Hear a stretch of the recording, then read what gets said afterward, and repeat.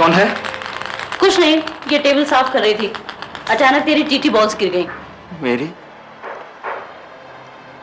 मेरी कहाँ है ये अब? पिंकी, रो मत बेटा, देख तेरी आंखों के लिए अच्छा नहीं है। मेरी आंखों के लिए अब क्या अच्छा है अम्मा? अंधेरे में किसी भी चीज का कोई मतलब नहीं रहा अम्मा।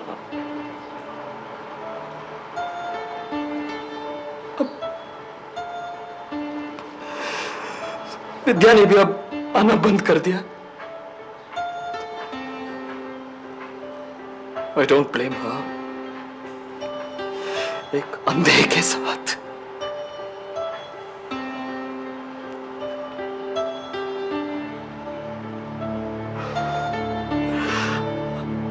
I was number one, Amma.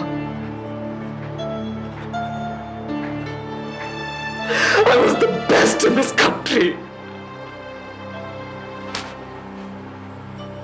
और अब क्या है?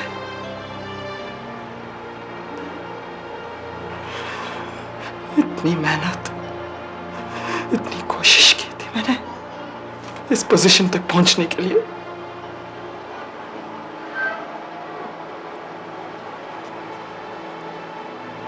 It's not fair, अम्मा। क्यों? किसी और की गलती के लिए सजा मुझे क्यों?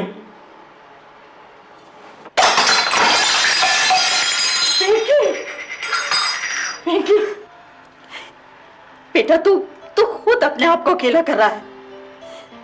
तू किसी से बात नहीं करता, किसी से मिलता जुलता नहीं, किसी का फोन नहीं लेता। सेंथिल कितनी बार आया तुझसे मिलने? तू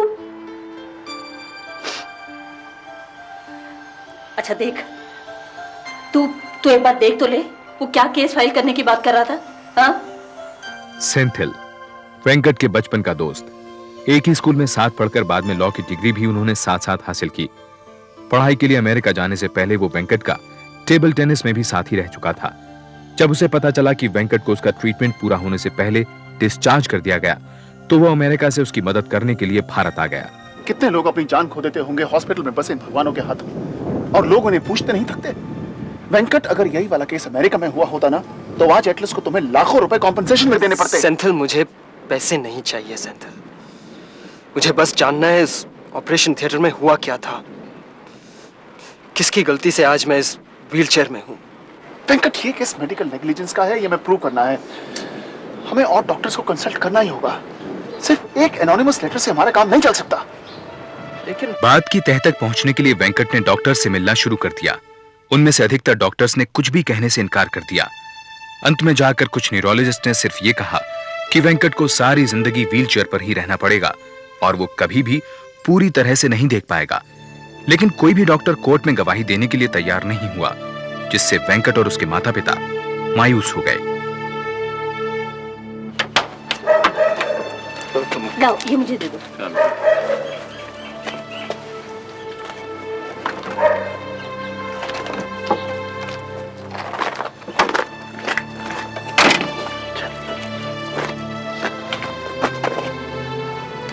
वेंकट, हाँ। देखो तो कौन आया है। कौन? विद्या। विद्या? वेंकट,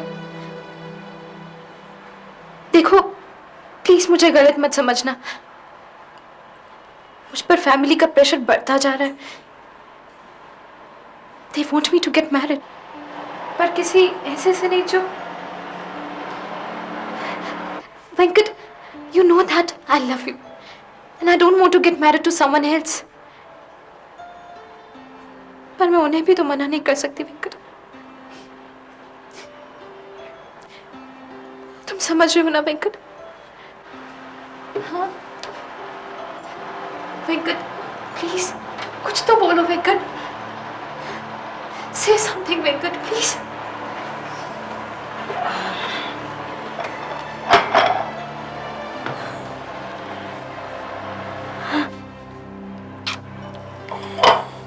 बहुत याद करता है तुम्हें, आती रहा करो।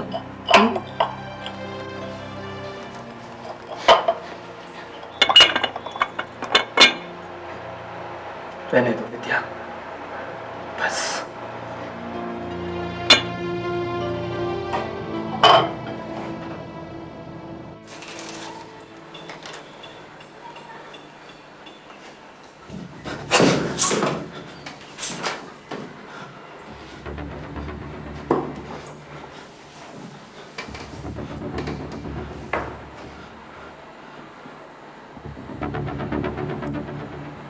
Venkat, happy new year old boy.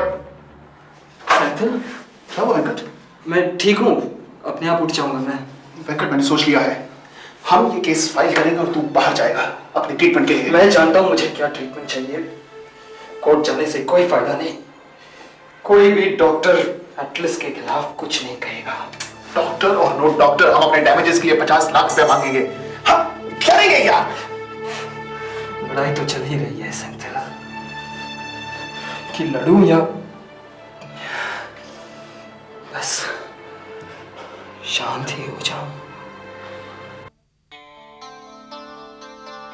अगले हफ्ते नुकसान के एवज में 50 लाख रुपए की मांग करते हुए सेंथिल ने एटलस हॉस्पिटल को एक नोटिस भेजा।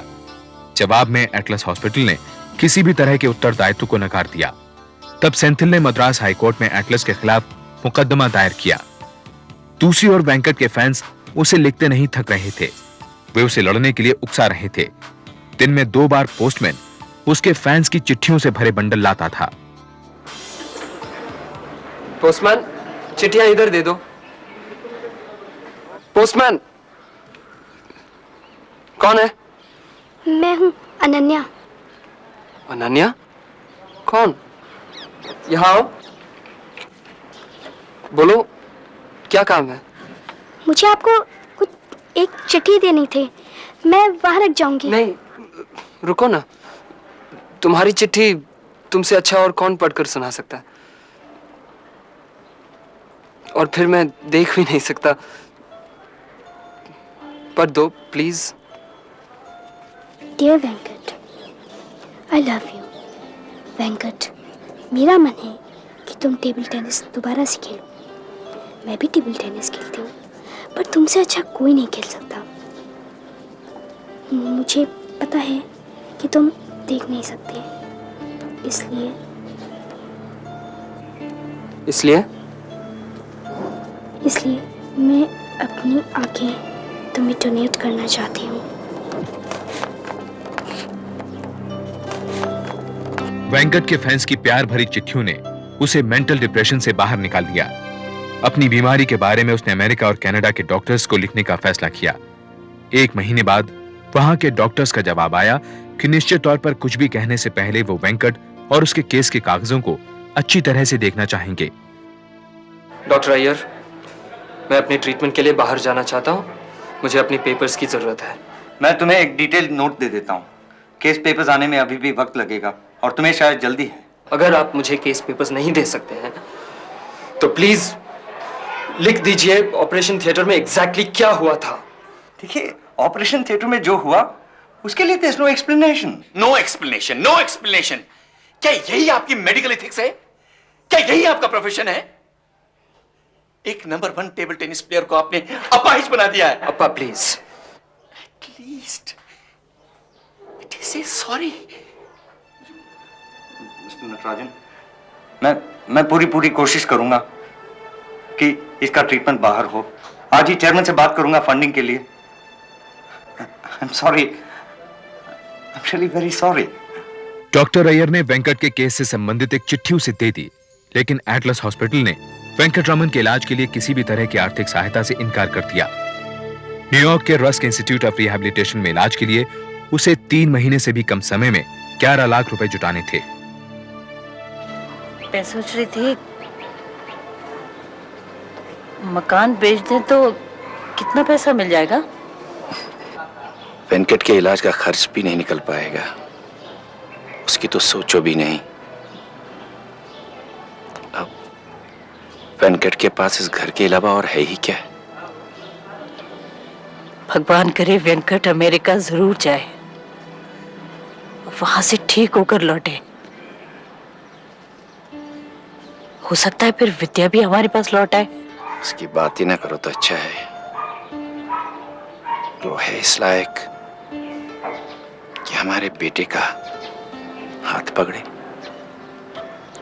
तो क्या वेंकट हमेशा बगैर शादी के बैठा रहेगा ऐसे ही? और फिर हमारे वंश का क्या?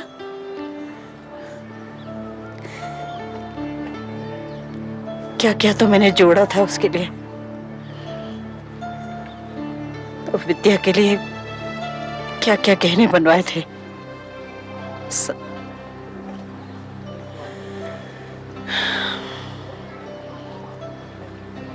इससे तो तुम बेच डालो ये सोना, कम से कम वेंकट के इलाज के तो काम आ जाएगा।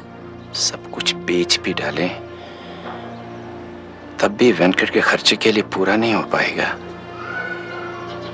मुझे तो डर लगता है अगर हमने सब कुछ दांव पर लगा भी दिया और इलाज के बीच में खर्चा पूरा नहीं हुआ तब क्या होगा। इसी दौरान टेबल टेनिस एसोसिएशन ने वेंकट की मदद के लिए जनता से अपील की। राज्य सरकार, खिलाड़ी, फिल्म स्टार्स और खेल प्रेमियों ने दिल खोलकर साथ दिया। यहां तक कि बच्चों ने भी 2-2, 5-5 रुपए उसके घर पोस्ट करने शुरू कर दिए। भारत सरकार ने उसकी एयर टिकट स्पॉन्सर की। ऑपरेशन के 18 महीने बाद फरवरी 1986 में वेंकट ने पहले कनाडा और फिर न्यूयॉर्क के लिए उड़ान भरी। कनाडा में डॉक्टर्स ने एक अनकन्वेंशनल मेथड से वेंकट के दिमाग के टिश्यूज को नया जन्म देने की कोशिश की। 6 महीनों में वेंकट की हालत में आश्चर्यजनक रूप से सुधार आया। यहां तक कि अमेरिका के डॉक्टर्स भी इसे एक चमत्कार मानने लगे थे। प्यारे अब्बा और अम्मा, आप कैसे हैं? आपको विश्वास नहीं होगा, पर यह चिट्ठी मैं अपने आप लिख रहा हूं। फिजियोथेरेपी की मदद से वेंकट का शारीरिक संतुलन पहले से बेहतर था, पर उसका फील्ड विजन अभी तक नहीं लौटा था। वो सिर्फ एक सीध में देख सकता था। आसपास की चीजें उसके फील्ड विजन से बाहर थीं। विदेश में उसके इलाज के दौरान भारत में उसका केस पहली सुनवाई के करीब था। वेंकट, प्रॉब्लम यह है कि कोई भी डॉक्टर ये एक्सप्लेन करने को तैयार नहीं है कि ऑपरेशन थिएटर में क्या हुआ होगा। लेकिन फिर भी मुझे इन रंगे डॉक्टर्स के लेटर से बहुत होप है। लेकिन कुछ भी कहो यार, ये एटलस के डॉक्टर्स को रगड़ने के लिए सिर्फ इतना काम नहीं होगा यार। वेंकट, हाँ, बहुत दिन हो गए यार। Let's have a game of tennis. रहने दो। I don't think I can. अरे चल ना यार, एक गेम खेलते हैं। प्रॉब्लम क्या तेरी? चल ना।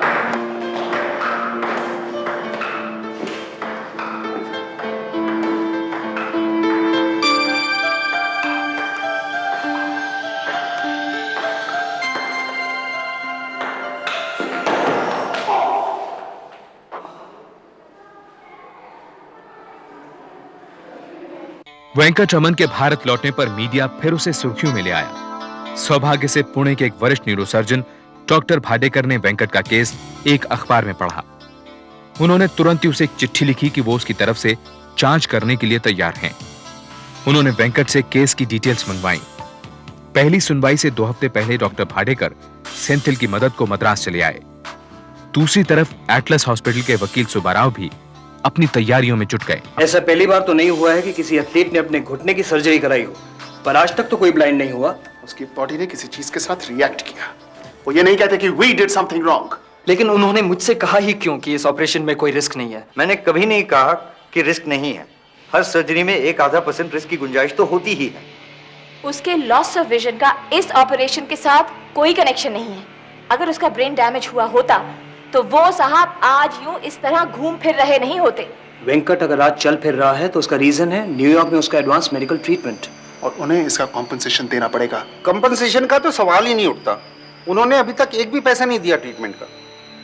मेडिकल आर्ग्यूमेंट्स पर अपनी पकड़ बनाने के लिए सेंथिल ने अगले कुछ दिनों तक डॉक्टर भाडेकर के साथ केस पर बहुत मेहनत की। उन्हें अब ये किसी भी तरह कोर्ट में सिद्ध करना था कि ऑपरेशन के समय वेंकट के दिमाग को जाने वाली ऑक्सीजन सप्लाई में पक्की तौर पर रुकावट आई थी। डॉक्टर अय्यर, तो आप ये मानते हैं कि ऑपरेशन के वक्त कोई एक खास घटना घटी? The operation was successful. Emergency operation के 5 मिनट बाद हुई। I am sorry doctor Iyer, लेकिन आपको ये कोर्ट के सामने प्रूव करना पड़ेगा। माय लॉर्ड, ये वो चिट्ठी है जो डॉक्टर अय्यर ने वेंकट रमन को बाहर जाने से पहले केस हिस्ट्री के तौर पर दी थी। लेकिन इसमें यह मेंशन किया गया है कि वेंकट रमन सेरेब्रल एनॉक्सिया यानी कि ब्रेन डैमेज का शिकार हुआ, जो ऑक्सीजन की सप्लाई 2 या 3 मिनट तक बंद हो जाने की वजह से होता है। That must be a typing error. Typing error? हाथ के लिखे लेटर में? आप इतने काबिल डॉक्टर हैं, आप जैसा डॉक्टर सेरेब्रल एनॉक्सिया जैसी टर्म का गलत इस्तेमाल कैसे कर सकता है doctor Iyer? This is not fair. अगर मुझे पता होता कि इस लेटर का गलत इस्तेमाल किया जाएगा against me and my hospital, तो मैं कभी वेंकट की मदद नहीं करता। यानी कि आप मानते हैं कि ऑक्सीजन की सप्लाई रुकी थी? गुड। अब तय करना यह बाकी रह गया है कि ऑक्सीजन की सप्लाई रुकी कब, ऑपरेशन में या ऑपरेशन के बाद? डॉक्टर पिल्लाई, क्या मुझे यह बता सकती हैं कि कार्डियक अरेस्ट के लिए ब्रेन को बगैर ऑक्सीजन के कितनी देर के लिए रहना पड़ता होगा? 10 मिनट से कुछ देर ज्यादा। 10 मिनट। डॉक्टर अय्यर के इस लेटर के मुताबिक सर्जरी के 5 मिनट के बाद वेंकट रमन को कार्डियक अरेस्ट हुआ। इसका मतलब यह होता है कि सर्जरी खत्म होने के 5 मिनट पहले ऑक्सीजन की सप्लाई बंद हो चुकी थी। That is not true. आपके ऑपरेशन चार्ट में पल्स की लास्ट रीडिंग 11:45 पर थी डॉक्टर। ब्लड प्रेशर की लास्ट रिकॉर्डिंग 12:15 पर, और सर्जरी खत्म होती है 12:45 पर। इसका मतलब यह होता है कि सर्जरी के आखिरी आधे घंटे में ब्लड प्रेशर को नोट ही नहीं किया गया। I'm just a little curious to know, doctor, कि ऐसा क्यों हुआ होगा? बात कुछ इमरजेंसी पर उतर आई थी। इमरजेंसी? इसका मतलब कि सर्जरी खत्म होने से पहले इमरजेंसी की सिचुएशन आ चुकी थी, और यह इमरजेंसी की सिचुएशन इसलिए आई क्योंकि ब्रेन को जाने वाले ऑक्सीजन की सप्लाई 10 मिनट पहले बंद हो चुकी थी और आपने इसको नोट नहीं किया। इसका मतलब कि आपसे लापरवाही हुई। कोई लापरवाही नहीं हुई। ऑपरेशन के दौरान अचानक वेंकट के लंग्स में पानी भर गया था और डॉक्टर पिल्ले ने उसी वक्त डिटेक्ट कर लिया था। सिर्फ ये कहना कि लंग्स में पानी भर जाने के कारण वेंकट को कॉम्प्लिकेशंस हुई काफी नहीं है। मेरे हिसाब से ऑक्सीजन की कमी से पहले सेरेब्रल एनॉक्सिया यानी ब्रेन डैमेज हुआ और बाद में इसी की वजह से लंग्स में पानी भर गया। एटलस हॉस्पिटल ने अंत तक ये नहीं बताया कि ऑपरेशन थिएटर में गलत क्या हुआ। 1993 में मद्रास हाई कोर्ट ने अपने जजमेंट में एटलस हॉस्पिटल, डॉक्टर अय्यर और डॉक्टर पिल्ले को मेडिकल नेग्लिजेंस का उत्तरदायी ठहराया और उन्हें वेंकट को 30 लाख रुपए बतौर हर्जाना अदा करने का आदेश दिया। परंतु एटलस हॉस्पिटल ने अपील करके इस हर्जाने के खिलाफ स्टे ऑर्डर ले लिया। सन 1995 में वेंकट के ऑपरेशन के 11 साल बाद नए जजमेंट के बहाल होने से कुछ दिन पहले ही एटलस हॉस्पिटल ने वेंकट के साथ कोर्ट से बाहर ही समझौता कर लिया। इस समझौते में उसे 19 लाख रुपए मिले। वेंकट के ऑपरेशन के 2 साल बाद विद्या ने किसी और से शादी कर ली। सेंथिल अभी भी एक वकील की हैसियत से काम कर रहा है। वेंकट के माता पिता उसके साथ हुए इस हादसे से कभी नहीं उबर पाए। उसकी मां दिल की मरीज हो गई और पिता बेडरिडन हो गए। डॉक्टर अय्यर और डॉक्टर पिल्लई अभी भी एटलस हॉस्पिटल में काम कर रहे हैं। हालांकि एटलस हॉस्पिटल ने वेंकट के साथ हुई गलती को कभी नहीं स्वीकारा, लेकिन डॉक्टर अय्यर आज तक हर महीने वेंकट से मिलने जाते हैं। एन वेंकटरामन अभी भी पूरी तरह से नहीं देख सकते हैं। इसके बावजूद वो यंग प्लेयर्स को ट्रेन करने के लिए मद्रास में एक टीटी एकेडमी चला रहे हैं। वो छोटी सी लड़की अनन्या जो वेंकट को अपनी आंखें देना चाहती थी, इसी टीटी एकेडमी की वजह से आज स्टेट लेवल प्लेयर है।